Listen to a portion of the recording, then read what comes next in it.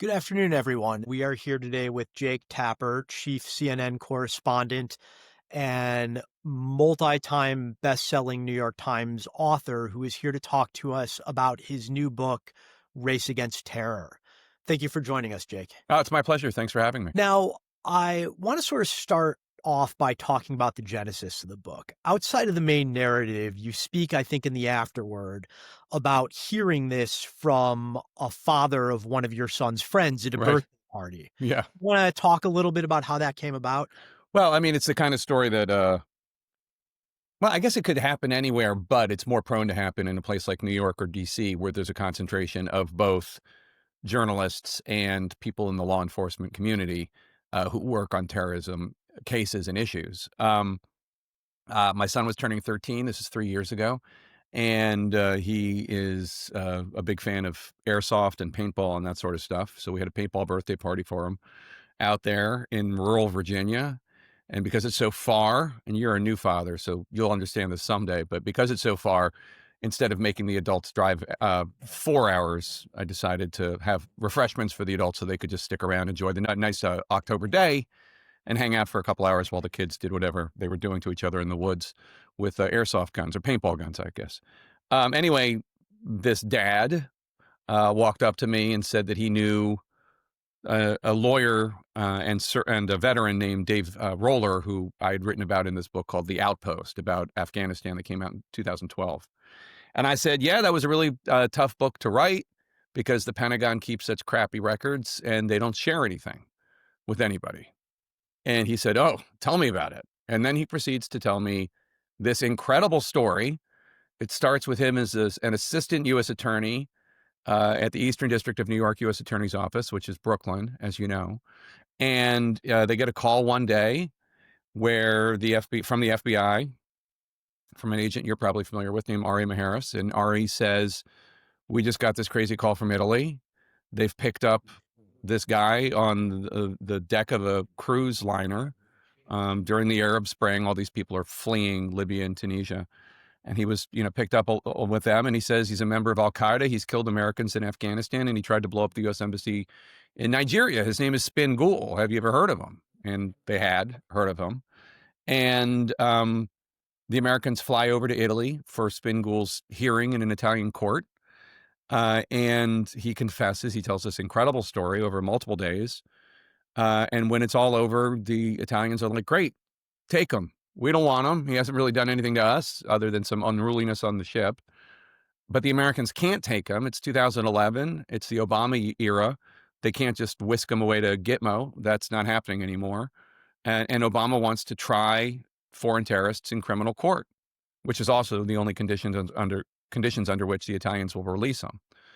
So from then on, there is this race against the clock to prove Spin Ghul committed these horrific acts against American service members and tried to blow up the U.S. Embassy in Nigeria before the Italians get fed up and put him in a refugee camp from which he'll easily escape, because those are minimum security operations. And it's a book about, well, the tale that this guy, this dad, Dave Bitcower, was telling me.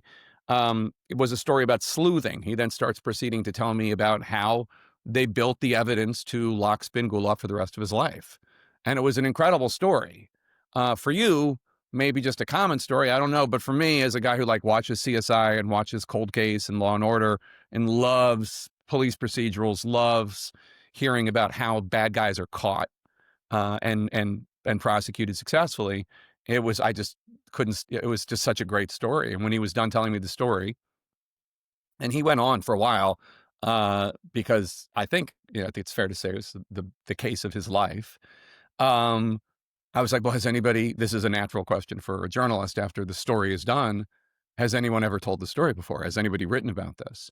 And other than some stories in the press about his trial, about Spin Ghul's trial, no, nobody had really told the most interesting part of the story, which is the detective work that went on by the FBI agents, by the various investigators, by the assistant U.S. attorney. So that's how the story came to me. And I got Bitcower's number, and within a week or two, I was having lunch with him and his fellow assistant U.S. attorney, Shreve Ariel.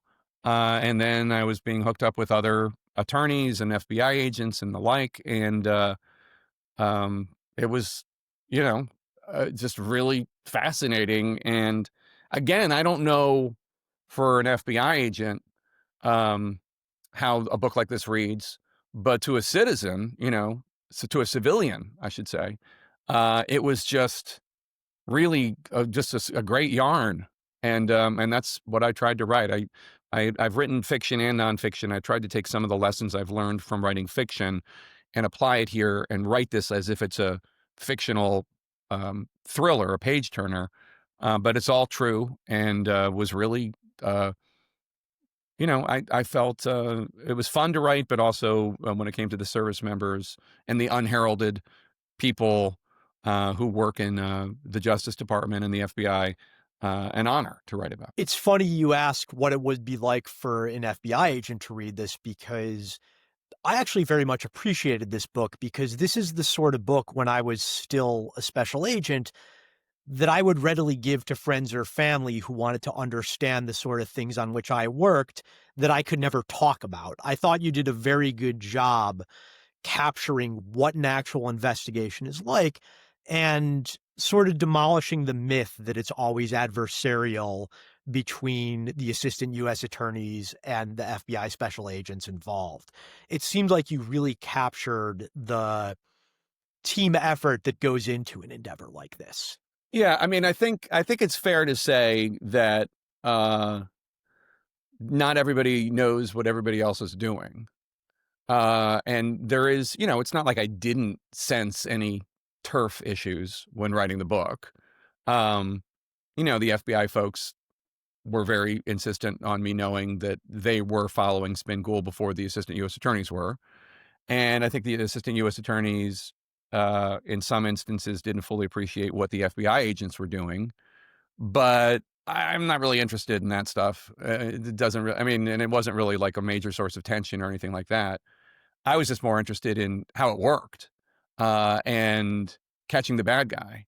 And the fact is that there was a lot of stuff. I mean, I think probably it's fair to say that the FBI agents, if they've read the book, have learned things that they didn't know that were going on, and vice versa with the U.S. Attorney's Office. But as a general note, yeah, it wasn't written this way. It was written to be a page turner, a thriller, a true crime book. But as a general note, it ended up also being a love letter to a functioning Justice Department, which I don't know we have now. I have thoughts on that, but it's probably a conversation best saved for another day. Over a beer, perhaps. Yes. Yes, or multiple. Yeah. So, you mentioned that this case, while ultimately successful, started with a lead from a foreign country, from Italy. Yeah. And I was not familiar with this case except by name before I read your book, and I was a little surprised when I saw that Italy was so cooperative, because in the not too distant past, before they came into contact with Spin Ghul, there had been what I will politely call a kerfuffle between American counterterrorism operations and the Italian government. You mean when they indicted a bunch of CIA officials for kidnapping? Yes. Yes, I was wondering if you Convicted them, not just indicted them, convicted them. Yeah. Yes, quite a few of them, if I recall Yeah. correct. I was wondering if you could sort of give the background of how that particular extraordinary rendition or kidnapping, depending on your point of view in Italy, Yeah. colored the behavior of the Italian government this time around.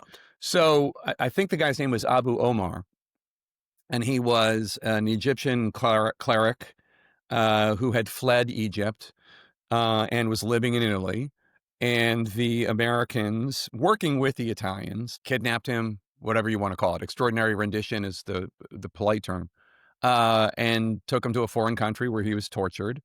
And then he's now free in Egypt, I think.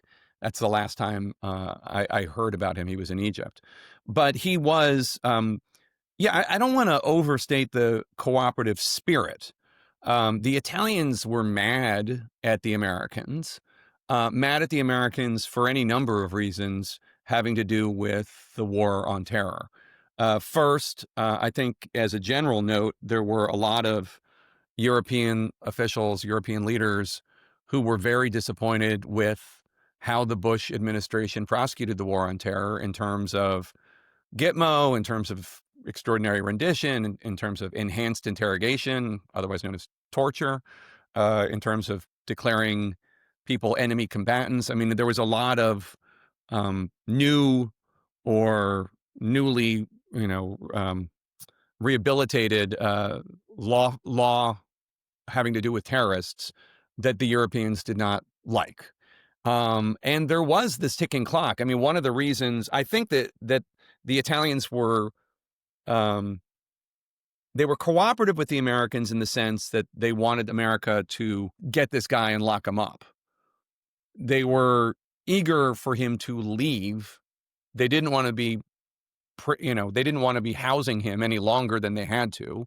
And he, in fact, as you know, and maybe some of your listeners know, the fact that the pickup came in June of 2011, that's when they got Spin Ghul, and it was, I think, within a year that he was extradited and brought to the United States. That is rapid for the Justice Department working with a foreign government. As you know, these things often take years and years and years and years. So that, I think, demonstrates how much the Italians were eager to have him out of their country. But the Italians were also putting forth a lot of strings. Spin Ghul came with strings attached. The Americans could take him, but he couldn't go to Gitmo. He couldn't be tried by a military commission, and the death penalty had to be off the table. So I think there was a degree to which the Italians also felt like, well, we are calling the shots here, and we think this is an Al-Qaeda terrorist. We don't want him killing people. I don't know how much they ever would have actually sent him to a refugee camp, but I sensed that the Americans really felt like that was a legitimate threat, and so they needed to indict him and extradite him as soon as possible. And so that was done as quickly as possible. And I assume it was helpful for the prosecution in negotiating these caveats and parameters with Italy, in that there had recently been a change of administration in the United States that very much wanted a sort of proof of concept for trying a terrorist subject in a civilian court rather than through a military commission. It made it easier, I think, so President Obama had come into office, obviously, in January 2009, and he wanted to prosecute the war on terror more according to American values and ideals, which meant he wanted to try terrorists in criminal court as much as possible. And it was weird rereading and re-reporting this about 2011, 2012, 2013. But it reminded me of just how terrorized the American people were still more than a decade after 9/11. But the idea of bringing a foreign terrorist to Brooklyn or to Manhattan to prosecute him scared so many people. And honestly was, and it was bipartisan. Schumer didn't want them. Peter King, the Republican congressman, didn't want them. Bloomberg, who I think was a mayor and was independent at the time, didn't want them. There was very little support for this, whether it was Spin Ghul or Khalid Sheikh Mohammed, who was down at Gitmo. It was just not going to happen. And in fact, while Obama was leading this government that was trying to bring Spin Ghul to the United States to prosecute him, there was an effort to block Obama from being able to do it, written into the Defense Authorization Act. And the last minute concession that Obama got was that if he could seek a waiver. No foreign terrorist was allowed to be brought into the United States for criminal prosecution, but he could announce and sign a waiver. So they got a waiver for Spin Ghul. And I think he's the only one there's been a waiver for. Now, flash forward to today, Spin Ghul was the very first, and as of now, only foreign terrorist tried in a U.S. criminal court for killing American service members abroad. But now Trump is trying to do the second one, which is this guy Jafar, who was part of the Abbey Gate conspiracy. We can go into later as to what's going on in the Eastern District of Virginia. But yes, there's a very interesting wrinkle. Yeah. Prosecution of that case, which we'll get to in a minute. Yeah, 100%. But I do think it's interesting that Trump announces this in his joint address to Congress this year, I think was March, and there is no outcry. There is no one saying you can't bring him to Virginia. You know, he's gonna, because it's hard to explain to people if they don't remember, but there was a tangible fear. Not only what happens if he's not convicted, do we then release him and he's just like at the Starbucks in Manhattan and killing people? But also there was this fear of like, is Al Qaeda going to try to break him out of prison? Is he going to escape? And there was almost this infusion of superhuman powers that we assigned to these people, like that they were deadlier than any. Yes, of course, these are horrible criminal terrorists, no question, but they don't have superhuman powers. And it was, I don't want to say it's an irrational fear because 9/11 happened and that was terrifying. But there was this very tangible fear in this first term of the Obama years that does not seem to exist anymore. When I tell people Jafar is just a few miles away from us, where I'm sitting here in DC, I think he's in a jail in Alexandria, people can't believe it, you know, but it's kind of just accepted. Yeah, so let's go back to Jafar and to Abigate just for a second, because there's something I want to tease out here. Um, EDNY, it's one of the 4 best national security practices within the Department of Justice. There's the crosstown rivalry with SDNY, of course, and then there's the DC U.S. Attorney's Office and the Eastern District of Virginia. And those are really the heavy hitters for counterterrorism prosecutions in the United States. If people are wondering who decides which one of these jurisdictions gets the terrorist, it has to do with where the terrorist is arrested, I believe, right? Like if they're in Africa, it goes to one place. If it's in Afghanistan, Pakistan, it goes to another place, right? Isn't that how it's done, kind of? It depends, and I don't know how it is right now, but generally speaking, there is a multi-factor analysis having to do with geography, the investigating squad out of the FBI at 26 Federal Plaza. But even with those parameters, a lot of times it will come down to what's called the DAG fight, which is when both offices that very much want the case and the publicity that comes with it Yeah. will appeal to the Deputy Attorney General's office and essentially have a sort of formalized debate about which office gets to run with it. But I don't think that was an issue here. No, he was picked up by the Italians. I believe Europe went to the Eastern District of New York. I think that's how it happened here. Just automatically, like it just went from the Italians to Bill Nardini, who was at the Justice Department desk in Rome, and he calls the special agent in charge, Ari Maheras, at the FBI, who then automatically goes to the Eastern District of New York because that was the jurisdiction. That's how it happened. Right. Now, but one of the benefits of that system is at the time, the Eastern District of New York had a real murderer's row of top-notch national security prosecutors. You not only had David Bitcower and Shreve, but you also had younger attorneys like Melody Wells, who now is running the national security program for the Northern District of Illinois, which has Chicago. You have a lot of people who were involved in this case who really knew what they were doing, not just in this case, but then went on to even bigger things later in their careers because of their success. Yeah. That's not really what we're seeing happen with Jafar and Abigate past week in the Eastern District of Virginia. Yeah, and so let's talk about that. So one of the things that I have found that I learned while writing this book, and part of the book takes place in Afghanistan, which I knew a little bit about from covering the war in Afghanistan, writing a previous book about it, et cetera. But I didn't know a ton about prosecuting terrorists and all these issues until I wrote this book and researched this book. And one of the things I came to appreciate is, first of all, this isn't easy. Like, this is really tough. Like, locking away Spin Ghul was a huge, huge effort. And look, people can differ and people can, like, I mean, I wrote the book not to be a polemic. It's not a political book. Politics are in there, but I'm not taking a position. And liberals and conservatives have read the book and thought that it proved their point of view on whether these terrorists should be tried in criminal court or just sent to Gitmo, and that's fine. I don't want the book to have a point of view on that. But one of the things I did learn is this isn't easy. And it is really important to have experts in the same way that you would, if you're going to have an appendectomy, you want the best surgeon. When you are going to prosecute a terrorist, you want the best prosecutors. And I don't think, and FBI investigators as well. And I don't think I've fully comprehended that because honestly, you guys are very secret about stuff, and like we don't know because there isn't a lot of sharing when it comes to this sort of thing. Even when James Comey was sharing what he did share, it was stuff about politics. It wasn't about like prosecutions.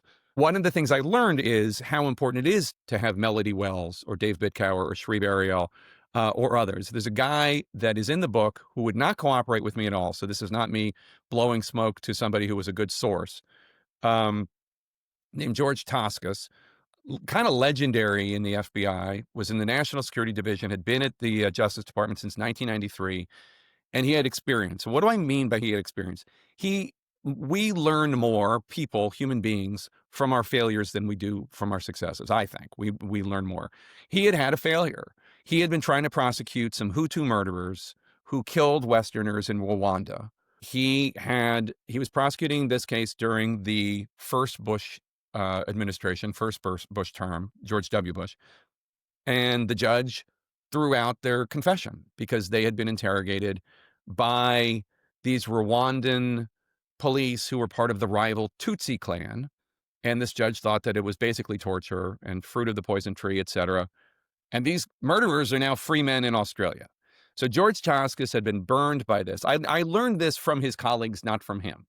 But he, from then on, I think, probably became even more of a hard ass. And if you were an FBI agent, an assistant U.S. attorney, whatever, trying to get a tough prosecution okayed, getting the attorney general to sign off on it, getting President Obama to sign off on it, getting uh, John Brennan to sign off on it, that was nothing. Getting George Toscas to sign off on it, that was your big hurdle because he was the hard ass in the Justice Department. George Toscas is no longer doing this for us, to us Americans, to keep us safe. He's not doing it because he signed off on the Mar-a-Lago classified documents warrant. When Trump came into office, he was sidelined. And it's an absolute disgrace that he is not doing what he does best because of this political consideration for a legitimate classified documents investigation. And it gets worse. The guy who was prosecuting Jafar just a few weeks ago was fired. Is a guy named Michael Ben-Ari. Um, Again, never talked to him in my life. Doesn't respond to emails. Doesn't respond to texts. Like I'm not saying this because he's done me any favors. Um, Michael Ben-Ari was prosecuting Jafar, even though there was a lot of turbulence going on at the Eastern District of Virginia, because the previous U.S. attorney, acting U.S. attorney Eric Siebert, had been fired because he wasn't bringing charges against Letitia James, the New York Attorney General, or James Comey, the former FBI director. He was replaced. Lindsay Halligan came in. And now Michael Ben-Ari was fired because some MAGA person posted on social media that he opposed the prosecution of Comey too, which there's no evidence of it. And she wasn't even stating it as a fact. She was surmising it. And he's gone and he wrote a public letter saying, this hurts the case against Jafar. And the current Justice Department leadership is more focused on going after the president's perceived political enemies than they are in protecting the American people. That is, as you know, very rare for a prosecutor to ever say publicly and kind of terrifying. So that's where we are. And I hope that they are replacing Michael Ben-Ari with prosecutors who know what they're doing. But I have my doubts because it seems like all they care about is loyalty to Trump and not expertise in locking away terrorists. And if the Jafar case is half as complicated as the Spin Ghul case, this is not going to be easy. I mean, I don't know the circumstances under which Jafar confessed, quote unquote, to the Pakistani authorities. Is that going to be admissible? I have no idea. Yeah, a lot of people, they watch Law and Order or similar shows and they think they have a good idea what a national security prosecution is going to be like, but they don't realize how different it is. And What an art form it really is, because you have things you don't have in a standard murder trial. You have classified evidence that you can't reveal in open court outside of very specific procedures. You have information from foreign governments that those governments don't want to admit they gave you. You have confidential sources who may still be embedded with terrorist organizations, whom, if you publicize their role, they're going to get killed. Um, this is not the sort of thing where you can hire a recent law school graduate and assume that they're going to be able to step into the shoes of a Michael Ben Ari or somebody like a David Bitcower. It's No, just it's not crazy. doable.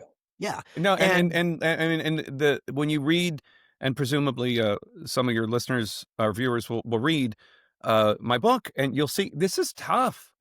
Like they literally had to fly to Nigeria twice, two different trips to Nigeria, and witnesses had been killed. Witnesses were in Gitmo and not able to testify. I mean, it was for the grace of God that they were able to find physical evidence. So I don't know how they're gonna do, Jafar. I wish them success, but, like, you can't just put an insurance attorney from Florida who's MAGA loyal and expect that which is Lindsay Halligan, the president's acting U.S. attorney in the Eastern District of Virginia, and just think it's gonna go well. I mean, she got an indictment against Comey, and she got an indictment against Tish James, but indictments are not the ballgame. Indictments are relatively easy. that's very true. There is the old statement, as you've heard a million times, you can indict a ham sandwich. The burdens of proof for a criminal conviction are significantly higher than what you need to get an indictment. And I was really glad in the context of this discussion and in the book that you mentioned George Toscas's role in this. Because as somebody who worked national security matters my entire career, I very much knew of George Toscas by reputation. At the time I was in the FBI, he was the highest ranking career employee at the Department of Justice and still held that title when he was pushed out recently. Um, but speaking candidly, he was viewed as kind of a pain. Yeah. And I just want to explain why that's a good. Journalists think so too, by the way, because I have no doubt. because he doesn't respond to any of our questions. Well, I mean, for our issue was a little different, which is getting him to yes on an indictment was always a very uphill battle. Right. And it's not until you're more seasoned as an investigator or a prosecutor that you realize you want that. You want somebody who is going to poke holes in your case up until the very last day so that the final indictment you present to the grand jury or the final summation you make to the jury is as strong as it could possibly be, and you've game planned every possible weakness you may have. Yeah. I mean, that the idea that he's not going to help the Jafar prosecution makes us less safe. There's no politics involved in this. I'm not saying this from an anti-Trump perspective. I don't even know what George Toscas's politics are. Like I said, I've never talked to him. He's never communicated with me in any way. I tend to think that, I mean, just as a general note, I tend to think of prosecutors and law enforcement as more conservative because of what they do for a living. But, that's just an assumption. I have no idea what his politics are. I know that there were classified documents at Mar-a-Lago, and no one has credibly disputed that. You could argue that they shouldn't, that there's an overclassification problem in the government, and I'll agree with that 1,000%. But the idea that there were classified documents at Mar-a-Lago, the former president at the time was refusing to hand them over, and there was an incredible investigation as to they weren't being stored securely. That's for sure. And he signed off on a warrant. I mean, that's kind of a no-brainer. It's also his job. Right. It was, yes, I have The very strong. political action would have been to deny the warrant. That would have been the political action. Correct, because then you would be treating Trump very differently than you would be treating any other defendant in a or subject at that point. Including Biden, including Pence, including, Reagan, including all the other people who have had classified document issues. And remember, there was a special counsel that investigated Biden for his possession of classified documents, Robert Hur. It Yes, didn't, and who is a Republican DOJ appointee who was the US attorney for Maryland, yeah, for a long time. Yeah, people always forget there were simultaneous special counsel investigations going yeah, on. I mean, I wrote a different book that came out earlier this year about Biden and his acuity issues, and one of the themes of that was that Robert Hur was doing his job and got unfairly assailed by the left and the right for how he did his job, and it was really, honestly, a shame. And Biden basically fired Merrick Garland in the midst of all this when people leaked to the press that he wouldn't be part of a second Biden administration. And I look at Robert Hur the same way I look at George Toscas, which is the same way I look at David Bitcower, which is people doing a very, very difficult job, and and trying to do it to the best of their ability. Yeah, Hur got a lot of flack for, I don't remember the sentence by memory, but he essentially made a credibility judgment about, or not credibility, he made a judgment about how a jury might perceive President Biden's recollections. And a lot of my friends got really upset about that because they thought it was an unfair way to portray somebody who hadn't been charged. But they forget that part of a prosecutor's job, whether you're a line A USA or a special counsel, is you have to assess candidly how are your potential witnesses and defendants going to appear in court. Yeah, and this is also part of Eric Siebert not wanting to bring charges against Comey or Tish James, which is, can I get a conviction? It's not, can I get an indictment? It's, can I get a conviction? I don't know one prosecutor who wouldn't love the pelt of a public official on their wall. I mean, every prosecutor I've ever met, every FBI agent I've ever met would love to take down a senator, would love to take down anyone in public life. If they work for the Public Integrity Unit, that's their bread and butter. And there are cases in the past that people think that was overreach, whether it's Ted Stevens or the first Menendez case. I guess not the second one, given that he's in prison right now. But whether or not you can get a conviction is always the question. And when Robert Hur's report came out, and he said that he thought that Biden would present as a well-meaning elderly man with a poor memory. This was in February 2024. He had sat through about 5 hours of interviews with Joe Biden in October 2023. And those 5 hours have, obviously, the transcript and the audio has been released, and they're pretty shocking in terms of how meandering Biden seems and how off focus and how much he just seems like a well-meaning elderly man with a poor memory. But Hur was raked through the coals for that. And then came the debate in June, and Biden seemed like a well-meaning elderly man with a poor memory. And Hur, who had seen his reputation dragged through the mud by Democrats, had a tough time finding a job, which is usually not the case for a special counsel. They usually are not able, or do not have difficulty finding a job because it's a prestige position. He was vindicated. And thankfully he's, employed and able to raise money for his family and all that. But it was really crappy. But, the question of, can I get a conviction is so paramount, and something that I think a lot of people forget. Can I get a conviction against Hillary Clinton? That was a question that James Comey had to answer. Yeah. So, yes, people don't realize how much work goes into a prosecution and how many nuances there are to make sure that you have that victory at the end. And as a result, a lot of decisions that aren't political appear politicized just because people don't understand what's going on behind the curtain.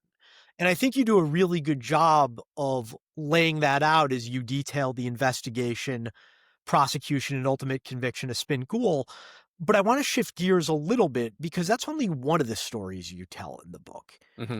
And you spend a lot of time doing something I didn't expect when I first picked it up and saw the jacket copy, which is you spend a large part of the narrative amongst the soldiers Yeah. who are the victims of Spin Ghul's attack, in particular the 82nd Airborne. This was the ambush that Spin Ghul engaged in was very early in the Afghanistan war in April 2003 at a place called Firebase Shkin, which was right near the Afghan Pakistan border. And he was, he was being tried for killing two service members, Airman Ray Lozano and Private Jared Dennis. And it's always difficult, but also I feel an obligation as a journalist to tell the stories of these soldiers as I did in the outpost, because they are uh, as unheralded as the FBI agents and assistant U.S. attorneys, if not more so. And I thought that we needed to understand what had been taken from us, both as a country and also just the Gold Star family members who lost their loved ones, and also the service members who, to this day, are physically or psychologically damaged because of what happened. Right? There is a soldier in the book who is right now having a major mental health crisis. Somebody I got to know while writing this book, and these scars do not heal with time. They stay forever, and it's just a question of how people best deal with them. So yeah, I told the story of Jared Dennis and Ray Lozano and their service and the service members, and I thought it was an important part of the story, and also would make the stakes higher, because you see the evil that is done to these men. And it also was an important part of the prosecution. One of the FBI agents, a woman named Roshana Muhammad, she so Jared Dennis was this kid. He was kid. He was 19 when he was killed.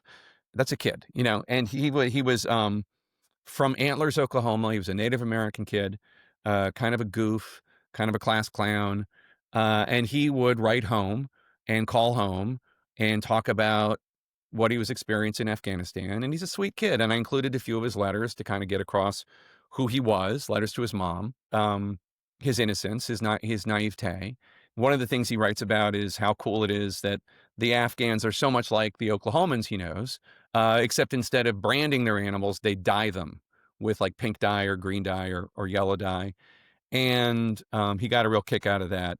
Rashana Muhammad kept a photograph of one of these pink chickens at her desk to remind her of what all this hard work was for. Jared Dennis, a sweet soul, had been taken from this earth, and the pink chicken reminded her of Jared Dennis. And that's, I think, a lot of what uh, made these men and women work so hard to bring justice to Spin Ghul. Loretta Lynch, who was the U.S. attorney and then the attorney general during this period, Loretta Lynch talked to me about how she came from a military family, and how, as a U.S. attorney, you often meet victims of crime who feel just completely ignored by the system. And she wanted to make sure the Lozano and Dennis families never felt that they felt like the country did care, and the country was fighting to bring some small measure of justice to the killings of these two individuals. Yeah, and as a reader, I really appreciated the fact that at no point did it feel like the service members were politicized or being used as a justification for civil trials over military tribunals or anything like that. And I mean, just as a sort of tangent, I'll note, you know, when I saw the film adaptation of your other book about soldiers, The Outpost, I was a little shocked when I got to the end credits because I didn't realize who it was directed by when I started it, but it was somebody who is very outspoken on a Yeah. lot of political and military issues who, while a West Pointer himself, I believe, Yes. is very much on the left anti-war side of the spectrum. And I think it was a real testament to the source material that the story never got portrayed in a way that seemed like it was advocating for a political point. I'm so glad you said that. I feel 100% the same way. I wrote The Outpost not as a polemic against the war in Afghanistan. I kind of see the story of this outpost I kind of see it as a metaphor for the war in Afghanistan, people going into a country with the best of intentions and things not going the way they wanted it to, and a lot of good good men being killed. Um, but I didn't write it to be an anti-war book. I wrote it to just tell the story of the outpost and be a tribute to the men who served there. I did not want the movie to be a polemic either. I didn't want it to be preachy. Uh, I wanted just the story to tell itself, and people can draw whatever conclusions they want. And Rod Lurie, I thought, did an amazing job. And you're right, he's a very outspoken liberal, and some of his previous work reflects that, especially the one he did with Joan Allen. What was it called? Like it's The not Contender? the The Contender. Contender, Yes, I the think? Yeah. Contender. Um, that in which she's anyway dragged through the mud by Republican congressmen. That was, and um, I and I didn't want that, and he didn't either. I don't think I had to convince him of that. I mean, I told him that that was one of the things that I thought was important about the book, and what I would hope would be the case for the movie, which is you can watch that movie as a conservative or read the book as a conservative and think, look what amazing people we have, and not take a position on the war. You can read the book or watch the movie as a liberal and think like, oh, that's insane. We never should have been there. You can bring whatever you want to this story, and you'll find evidence to support your point of view. But that's not my job. My job is just to tell the story and to include all those points of view. And I tried to do the same with this book too. And I included the perspective of the Judge Kogan later, and it's very rare for a judge to give an interview, but I had impressed upon him, this is not a political book. I just want to know your points of view on these things, on these decisions you made, et cetera, why you made them.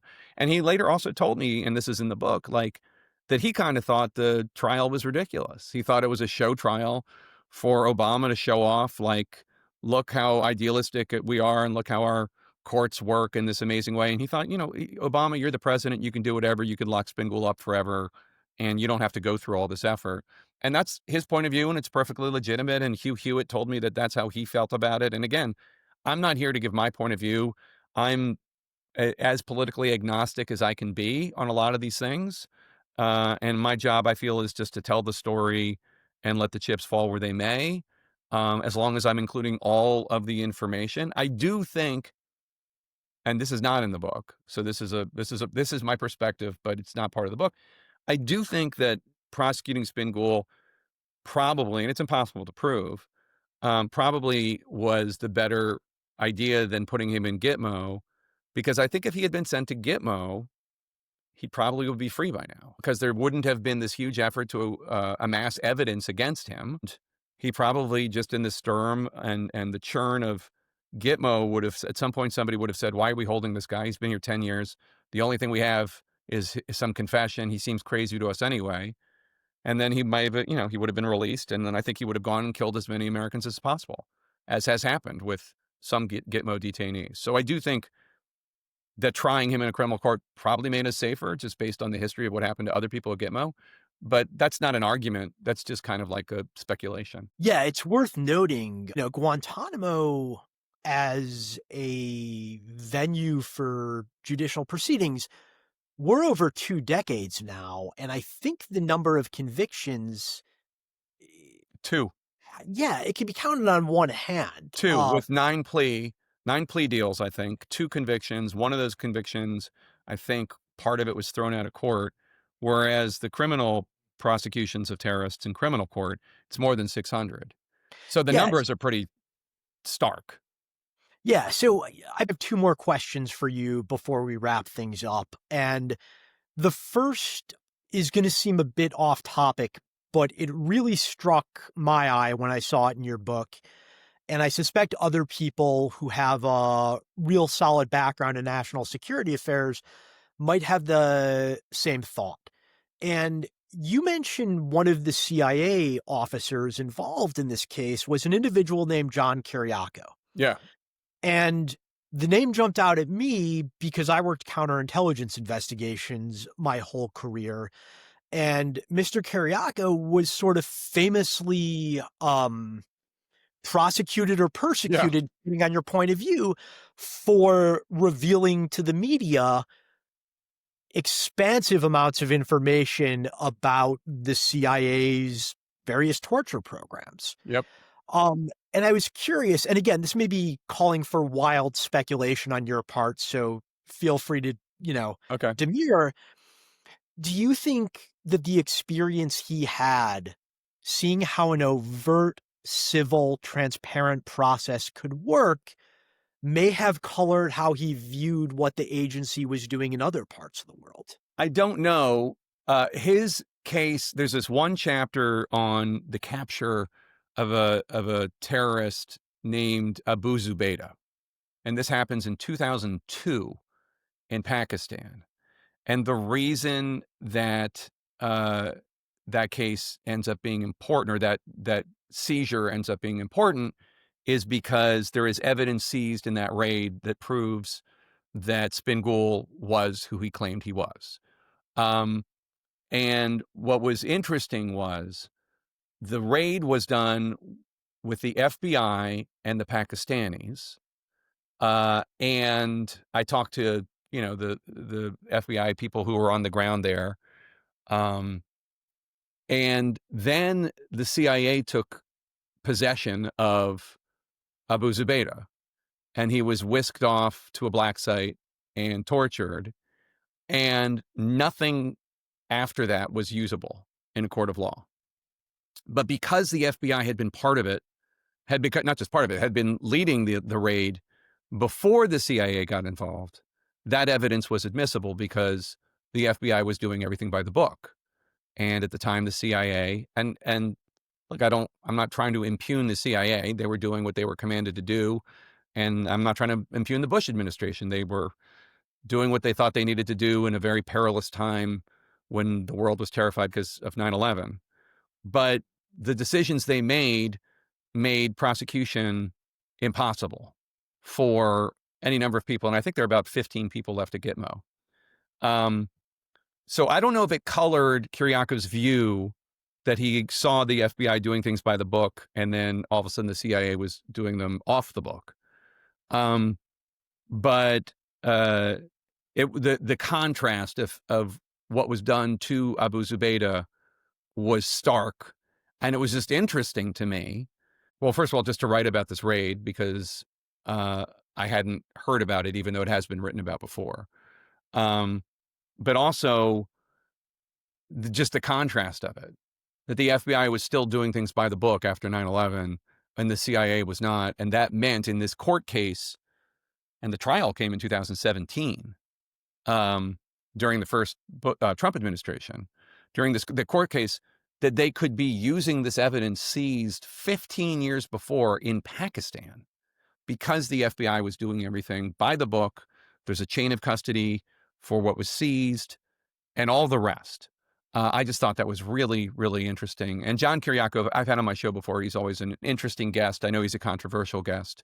But I think that his opinion about, you don't even have to share his opinion about the immorality of torture to believe that it hurt the ability of the United States to wage the war on terror because so much evidence became inadmissible. Yeah, and Spin Ghul obviously stands as a real contrast to that because he is ultimately tried above board in a transparent fashion, with all the forensic evidence you would expect, like the Koran that had his fingerprints on it from the site of the battle. And it's not a happy ending, of course, because there was tragic loss of American lives that led to this, but it's a successful ending for the prosecutors involved.